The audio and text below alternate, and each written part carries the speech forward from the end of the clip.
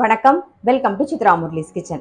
இன்னைக்கு என்ன ரெசிபி பார்க்க போறோம் அப்படின்னு பார்த்தீங்கன்னா, கருவேப்பிலை பொடி போட்டு ஒரு சாதம் பண்ண போறோம். அதாவது கருவேப்பிலை சாதம் ஒன்று, அப்புறம் தயிர் சாதம், கோவக்காய் கறி, எப்பயும் போல வேப்பம்பூ வறுத்து வச்சுக்க போறோம். ஸோ இப்போ ஃபர்ஸ்ட் என்ன பண்ணியிருக்கேன்னா, வெறும் கடாய் அடுப்பில் வச்சிருக்கேன். இதில் கொஞ்சமா, அதாவது ஒரு டிராப் வந்து எண்ணெய் விட்டுக்கலாம். ரொம்ப எண்ணெய் தேவையில்லை, ஏன்னா அது வரமிளகா நம்ம வறுக்கும் போது நெடி அடிக்காமல் இருக்கிறதுக்காக தான் எண்ணெய் விட்டுக்கிறோம். ட்ரையாக வறுத்துக்கணும்னா நீங்கள் ட்ரையாகவும் வறுத்துக்கலாம். பெருங்காயம் கொஞ்சம் பொரியட்டும். காரத்துக்கு வரமிளகா தான் ஒரு 5 வரமிளகா சேர்த்திருக்கேன். 1 டேபிள் ஸ்பூன் கடலைப்பருப்பு, 1 டேபிள் ஸ்பூன் உளுத்தம்பருப்பு. ஃபர்ஸ்ட் இதை நல்லா வறுத்துக்கலாம். கருவேப்பிலை பொடி வந்து நான் இன்னைக்கு என்ன தேவையோ அதுக்கு தகுந்த அளவுக்கு தான் நான் வந்து மெஷர்மெண்ட் எடுத்து பண்றேன். நான் 1 கப் ரைஸ் தான் வச்சிருக்கேன். ஸோ அதுக்கு தகுந்த மாதிரி பண்ணிக்கிறேன். ஸோ இது கூடவே வந்து புளி சேர்த்துக்கலாம். நாம ஒரு சின்ன நெல்லிக்காய் சைஸ்ல புளி நல்லா பிச்சு போட்டுருங்க.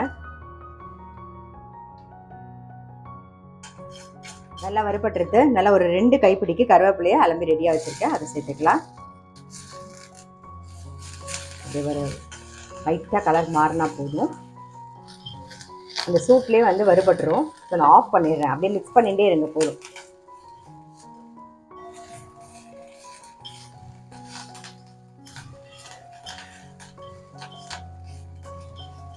நல்லா ஆறுனதுக்கு அப்புறமா நம்ம அரைச்சிக்கலாம்.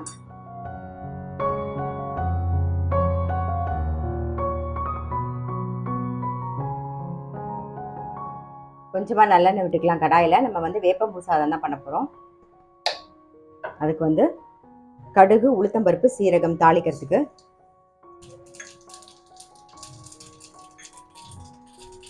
கொஞ்சமா கருவேப்பிலை, வேப்பம்பூவும் சேர்த்துடலாம். வேப்பம்பூ லைட்டாக வறுபடணும். கொஞ்சமாக பெருங்காயம் சேர்த்துக்கலாம். பெருங்காய பொடி.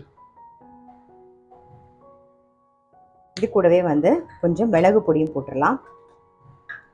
ஜஸ்ட் ஒரு பிஞ்சு. ஆஃப் பண்ணிடுவோம் அடுப்பை. வடித்து வச்சிருக்கிற சாதத்தையும் சேர்த்துறோம். இப்போ வேப்பம்பூ சாதத்துக்கு தகுந்த அளவுக்கு உப்பு சேர்த்துக்கலாம். ஆக்சுவலாக இந்த வேப்பம்பூ வந்து இப்போ சீசன் ஏப்ரல் மேலே வந்து கிடைக்கும் உங்களுக்கு. ஸோ நீங்கள் மரத்துலேருந்து எடுத்துட்டு நீங்கள் அப்படியே வீட்டில் கிடச்சிது, பக்கத்தில் எங்கேயாவது இருந்தது அப்படின்னா நீங்கள் எடுத்து வீட்டில் பண்ணி வச்சுக்கலாம். இல்லைன்னா கடைகளில் கிடைக்கிது. கடைகளில் கிடைக்கும்போது உங்களுக்கு வந்து நிறைய பேர் சொல்கிறீங்க டஸ்ட்டாக இருக்குது அப்படின்னு சொல்லி அதை வாங்கிட்டு நம்ம வந்து அந்த குச்சியெல்லாம் எடுத்துகிட்டு குப்பையெல்லாம் கொஞ்சம் சரி பண்ணி தான் நம்ம வச்சுக்கணும். இது எப்படி பண்ணணுங்கிறதையும் நான் நிறைய வாட்டி சொல்லியிருக்கேன். இருந்தாலும் உங்களுக்காக இன்னொரு வாட்டி சொல்கிறேன். நான் வேப்பம்பூ உங்களுக்கு கிடச்சிது அப்படின்னா அதை நல்லா எடுத்துட்டு டஸ்டெல்லாம் எடுத்துட்டு நல்லா புடச்சி எல்லாம் க்ளீன் பண்ணிவிடுங்க. நல்லா க்ளீன் பண்ணதுக்கப்புறமா ஒரு வாட்டி நல்லா வாஷ் பண்ணிவிட்டு அதுக்கப்புறமா மோரில் வந்து கொஞ்சம் உப்பு பெருங்காயம் போட்டு நல்லா சிலிப்பிட்டு இந்த வேப்பம்பூவையும் போட்டு ஒரு நாள் ஃபுல்லாக ஊற வச்சு நெக்ஸ்ட் டே வந்து புரிஞ்சிட்டு காய வைங்க. திருப்பி கொஞ்சமாக மோர் இருக்கும். காஞ்சதுக்கப்புறம் திருப்பி அந்த மோர்லேயே போட்டு நல்லா மிக்ஸ் பண்ணிவிட்டு அதையும் ஒரு நாள் விட்டுட்டு அதுக்கப்புறமா காய வச்சு நீங்கள் எடுத்து 2-3 நாள் காய வச்சு எடுத்து வச்சிட்டிங்கன்னா வேப்பம்பூ ரெடி ஆகிடும். இது வந்து வருஷத்துக்கு ரொம்பவே நல்லாயிருக்கும். ஏன்னா நம்ம வந்து அந்த வேப்பம்பூவில் உப்பு பெருங்காயம் எல்லாம் சேர்த்துற போகிறோம். ஸோ ஒன்றுமே அப்படியே கூட நீங்கள் வறுத்துட்டு சாப்பிடலாம். ரொம்ப டேஸ்ட்டாக இருக்கும். அதே மாதிரி வேப்பம்பூ அப்படிங்கிறது மருந்து அப்படிங்கிறதுனால நம்ம வந்து கொஞ்சமாக ஆளுக்கு ஒரு உருண்டை தான் சாப்பிடணும். அது வந்து ஒரு கிண்ணம் ஃபுல்லாக சாப்பிடணும்னு அவசியம் கிடையாது. சும்மா ஆளுக்கு ஒரு உருண்டை சாப்பிட்டா போதும். எதுக்கு சனிக்கிழமை சாப்பிட்றோம் அப்படின்னா மோஸ்ட்லி வந்து சனிக்கிழமை எல்லாருமே வீட்டில் இருப்போமா. ஸோ அதனால காமனாக நீங்கள் வந்து ஒரு வேப்பம்பூ சாப்பிட்னா ஆளுக்கு ஒரு உருண்டை கொடுக்கறதுக்கு கரெக்டாக இருக்கும். ஸோ அதுக்காக வந்து நான் வந்து சனிக்கிழமை வச்சிருக்கேன். வயிற்றுக்கும் நல்லது. நம்ம வாரம் பூரா ஏதாவது சாப்பிட்ருந்தா கூட நமக்கு வந்து வயிறு உபுசம் அந்த மாதிரிலாம் எதுவுமே வராது. வயிற்றுல பூச்சி போட்டு எதுவுமே வராது. ஸோ நமக்கு வந்து சில பேருக்கு இந்த நாக்கு பூச்சி வருது, வயிற்றுல பூச்சி இருக்குன்னு குழந்தைங்களுக்குலாம் சொல்கிறோம் இல்லையா. ஸோ அதெல்லாம் எதுவும் வராது. அதுக்காக வந்து நம்ம வந்து சனிக்கிழமை நான் வேப்பம்பூ நான் சேர்த்துக்கிறேன். உங்களுக்கு எந்த டைமில் வசதி இருக்கோ அந்த டைமில் அதுக்கு தகுந்த மாதிரி நீங்கள் வேப்பம்பூ சாதமோ இல்லை வேப்பம்பூ ரசமோ வேப்பம்பூ வறுத்தோ எப்படி வேணாலும் நீங்கள் சேர்த்துக்கலாம். ஸோ இப்போ வேப்பம்பூ சாதம் ரெடி ஆயிடுது. ஆல்ரெடி நம்ம வேப்பம்பூவில் உப்பு போட்டிருக்கோம். பட் அது சாதமாக கலக்கும் போது உங்களுக்கு வந்து கொஞ்சமாக உப்பு தேவைப்படும். அதுக்காக நான் கொஞ்சம் உப்பு சேர்த்தேன். இதை எடுத்து வச்சிடலாம். பாருங்க, கருவேப்பிலை சாதத்துக்கு வறுத்து வச்சிருந்தது நல்லா ஆறிடுத்து, அரைச்சாச்சு. இதுக்கு தேவையான உப்பு போட்டு நம்ம ஒரு ஓட்டு ஊட்டிக்கலாம். இந்த பக்கம் வந்து கோவக்காய் கறி தான் பண்ண போறோம். அதுக்கு கடாயில எண்ணெய் விட்டு கடுகு உளுத்தம்பருப்பு தாளிச்சாச்சு. கோவக்காயும் கொஞ்சம் கருவேப்பிலையும் சேர்த்துடலாம். இதுக்கு தேவையான உப்பு, மஞ்சள் பொடி எல்லாமே சேர்த்துருவோம். நம்ம உப்பு சேர்த்துறோம் ஃபர்ஸ்ட். ஆமா, இது வந்து தயிர் சாதம் கலந்து ரெடி பண்ணி வச்சாச்சு. ஆல்ரெடி எப்பயும் கலக்கிற மாதிரி தான். அதனால தயிர் சாதம் கலந்தாச்சு. தயிர் சாதம் தொட்டுக்கிறதுக்கு கோவக்காய் கறி ரெடி ஆகிட்டு இருக்கு. கருவேப்பிலை சாதத்துக்கு நீங்கள் வந்து அப்பளாமோ வடாமோ சிப்ஸ் எது வேணாலும் தொட்டு சாப்பிடலாம். இதை அப்படியே மூடி வச்சுருவோம், வெந்துருக்கட்டும். பாருங்க, கருவேப்பிலை பொடி வந்து ரெடி ஆயிடுத்து. உப்பு சேர்த்து நம்ம ஒரு ஓட்டு ஓட்டியாச்சு. கொஞ்சம் கோர்ஸாக இதே மாதிரி அரைச்சா தான் நல்லாயிருக்கும். கடாயில் நல்லெண்ணெய் விட்டுருக்கேன், அது நல்லா காஞ்சிருக்கு. கடுகு, உளுத்தம்பருப்பு, கடலைப்பருப்பு சேர்த்துக்கலாம். சீரகம் சேர்த்துக்கலாம். அப்புறம் கொஞ்சம் மஞ்சள் பொடி.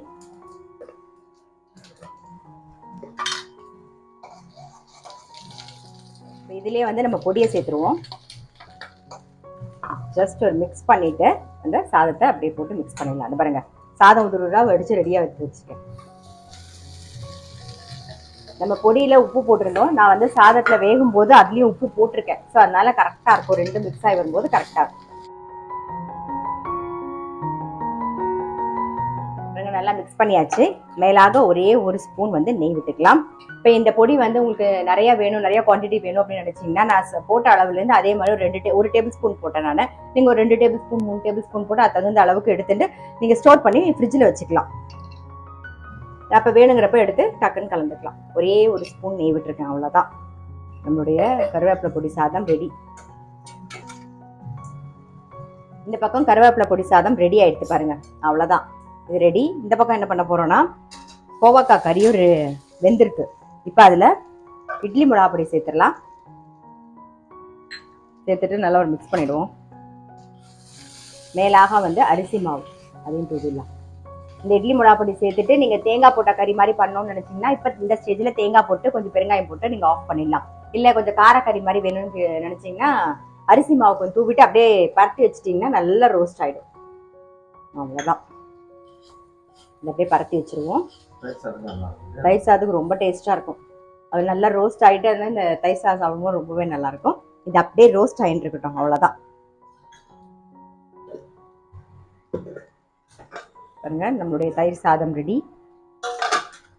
வேப்பம்பூ சாதமும் ரெடி. இன்னைக்கு ரெசிபி வந்து கருவேப்பிலை பொடி சாதம். இந்த பக்கம் கோவக்காய் ரோஸ்ட் ஆகட்டும், அது அப்படியே விட்டாச்சு. ஸோ கோவக்காவும் ரெடி ஆயிடுது. இந்த பக்கம் தயிர் சாதம், இது வந்து வேப்பம்பூ சாதம். அவ்வளோதான். ரொம்ப ரொம்ப சிம்பிள் சமையல் தான். கண்டிப்பாக நீங்களும் உங்கள் வீட்டில் ட்ரை பண்ணி பாருங்க. இந்த பொடி வந்து நீங்கள் ஸ்டோர் பண்ணி வச்சுக்கணும்னு நினச்சிங்கன்னா, உங்கள் குவான்டிட்டி கொஞ்சம் கூட போட்டு வறுத்துட்டு ஸ்டோர் பண்ணி ரெடி பண்ணி வச்சுக்கோங்க. எப்பப்போ தேவையோ அப்பப்போ நீங்கள் வந்து சாதம் மட்டும் எடுத்து கலந்துட்டா போதும். ஸோ கண்டிப்பாக வந்து ட்ரை பண்ணி பாருங்கள். நான் அடுத்த வீடியோவில் சந்திக்கிறேன்.